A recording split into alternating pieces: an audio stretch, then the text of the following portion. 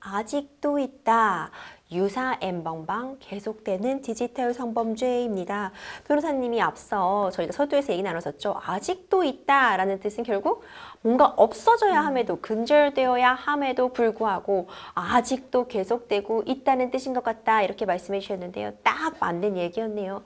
유사 N번방 내용이 또 계속되고 있는 이 디지털 성범죄 관련된 문제가 제기가 되고 있는데요.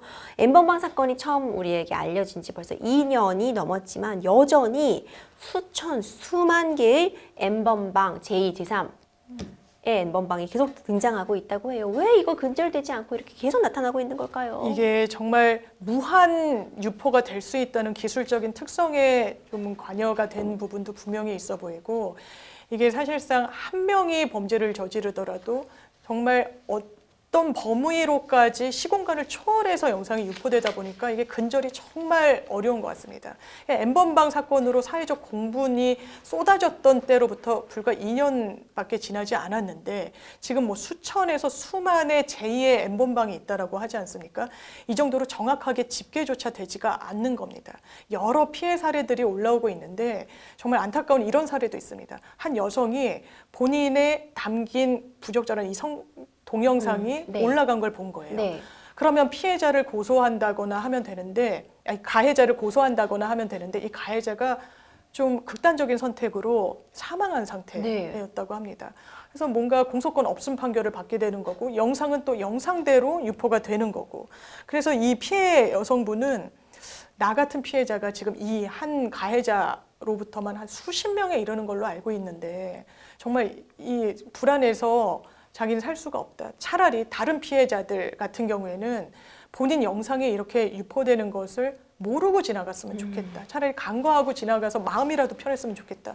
본인이 이런 이야기를 했을 때는 내가 내 영상이 유포되는 걸 알고 있었지만 뾰족한 수가 없는 거죠. 지우고 지우더라도 계속 이제 유포가 될 수 있는 그런 상황 때문에 상당히 안타까운데, 실제로 한국여성인권진흥원에서 디지털 성범죄 피해자 지원센터를 운영하고 있는데 2020년도에 지원센터를 찾은 피해자가 무려 한 5천 명 가까이 된다고 합니다. 4,973명인데 이게 그 전해와 비교해 봤을 때는 한 2.4배가 늘어난 거라고 하니까 얼마나 이런 또 피해를 받으시는 분들이 많으신지, 또 N번방 사건을 기점으로 이런 거에 대한 문제의식을 느끼고 또 이런 피해 지원센터를 찾으시는 분들도 늘어났다라고 좀 볼 수 있어 보입니다. 아니 차라리 몰랐다면 좋았겠다고 네. 말씀하시는 그 피해자의 심정, 저희가 감히 짐작해 보기도 어려운데 피해자들의 고통이 정말 이루 말할 수 없을 것 같아요. 예, 저도 한 이제 여성분이 본인이 동영상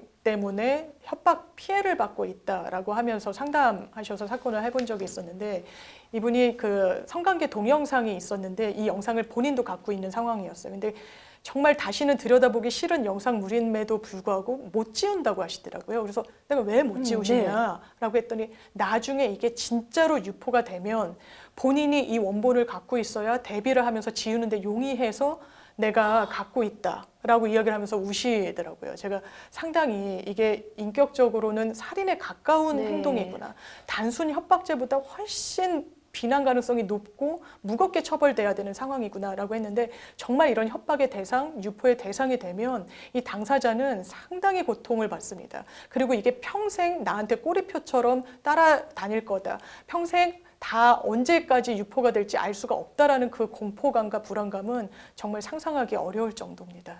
정말 인격 살인이 네. 맞다 이런 생각이 저도 드는데요.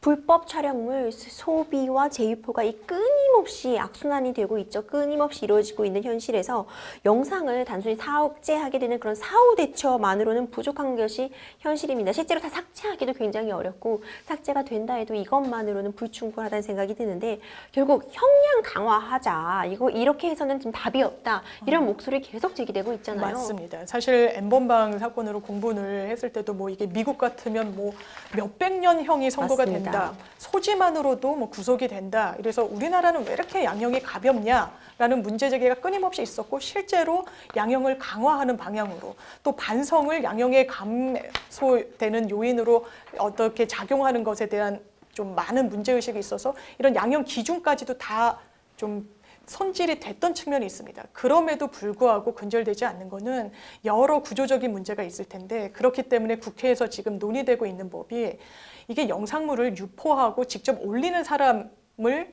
정말 규율하는 데는 한계가 있다. 아예 이런 영상물, 부적절한 성착취 동영상을 올리는 온라인 플랫폼을 규제해야 된다. 라는 또 이런 입법 움직임이 있습니다. 왜냐하면 이 부분이 개인적인 어떤 불법 행위에 대해서 하나하나를 점검하기보다 이것이 유포되고 거래가 되는 이 하나의 인터넷상의 통로를 좀 규제하고 처벌해야만 사실상 어떤 실효성 있는 좀 성과를 거둘게 되지 않을까라고 생각되는 부분이 있습니다. 네, 좀 형량 강화 이 부분도 좀 전 논의가 돼야 된다고 생각이 되거든요. 변호사님이 이런 처벌 강화에 대해서 어떤 의견 갖고 계세요? 저는 뭐 아동 학대 사건도 그렇고 이런 성착취물을 유포하는 사건도 그렇고 항상 언론에서 피해자가 발생했을 때마다 양형을 강화하는 요소로 비교적 간단하게 법이 많이 개정이 되어 왔습니다. 보다 근본적인 거는 양형에 있지는 않은 측면이 있는 것 같습니다. 아무리 처벌이 높다고 하더라도 이걸 구조적으로 근절시킬 수 있는 방안이 도입되지 않는다면 사실 뿌리 뽑히기가 없습니다. 사후적으로 처벌하는 것에 불과한 게 사실 양형이라는 것이기 때문인데 오히려 그렇기 때문에 뭐 미국의 다른 수사기관이 활용하고 있는 것처럼 뭔가 뭐 미성년자 성매매를 하려고 하는 사람들을 적극적인 수사 기법으로 좀 색출해낸달지 네. 이런 어떤 선제적인 조치도 같이 좀 도입이 돼야 좀 근절하는 데 한 발짝 나갈 수 있지 않을까라고 생각이 됩니다. 변호사님 굉장히 좋은 지적해 주신 것 같아요. 미리 좀 뽑아낼 수 있는 그런 위험한 요소를 좀 찾아낼 수 있는 그런 선제적 조치도 필요할 것 같고요. 형량 강화 부분도 논의가 더 필요할 것 같고 좀 전방위 모든 수단을 동원해서 좀 피해자들의 억울함도 풀어주고 이런 범죄들을 좀 예방해야 되지 않을까 이런 생각이 강하게 듭니다. 그런데 변호사님 네. 우리가 그냥 쉽게 생각하기에 이런 디지털 성범죄 피해자가 단순히 여자고 뭐 가해자가 남성이다 생각하시는 분들이 있을 네. 것 같은데 사실상 피해자가 남성인 경우도 굉장히 크게 늘고 있잖아요. 그렇습니다. 사실 이게 성착취물의 피해자는 여성에 한정된다라는 것도 이제는 정말 오해입니다. 왜냐하면 실제로 피해를 호소하고 어떤 지원책을 마련해 줄 것을 요구하시는 남성분들도 상당히 많습니다. 실제로 이 디지털 성범죄 피해자 지원센터에 상담을 문의하고 지원을 받으신 분들을 보면 이 성별별로 보면 여성이 5,100명 정도 됩니다. 남성분은 1,840명 정도가 되는데 비중으로 따지면 한 7대3 정도입니다. 물론 여성분들이 피해자로 더 압도적으로 많긴 하지만 거의 26.5%라는 적지 않은 수치가 남성분들이 피해자로 집계가 되고 있고요. 그리고 이 남성분들의 수치는 그 전해와 비교했을 때 2배가 늘어난 거라고 해서 이게 온라인에서 이뤄지는 어떤 성착취물 이런 부적절한 동영상의 피해는 남성들도 예외는 아니라는 점이 정말 객관적인 수치로 드러나고 있습니다. 객관적인 수치를 봐도 남성 피해자의 수가 좀 증가하고 있는 걸로 보이는데 이렇게 남성 피해자 수가 늘어나고 있는 원인이 따로 있을까요? 네, 사실 이게 성인 남성보다는 이 미성년자들이 피해에 많이 좀 시달리고 있는 그런 부분이 있습니다. 어떤 연령별로 분석을 해봤더니 10대 피해자가 이게 남성 피해자들 중에요. 21.3%라고 하고요. 20대도 21%였습니다. 그러니까 10대, 20대 비교적 젊은 연령층을 종합하면 거의 40%가 넘는 겁니다.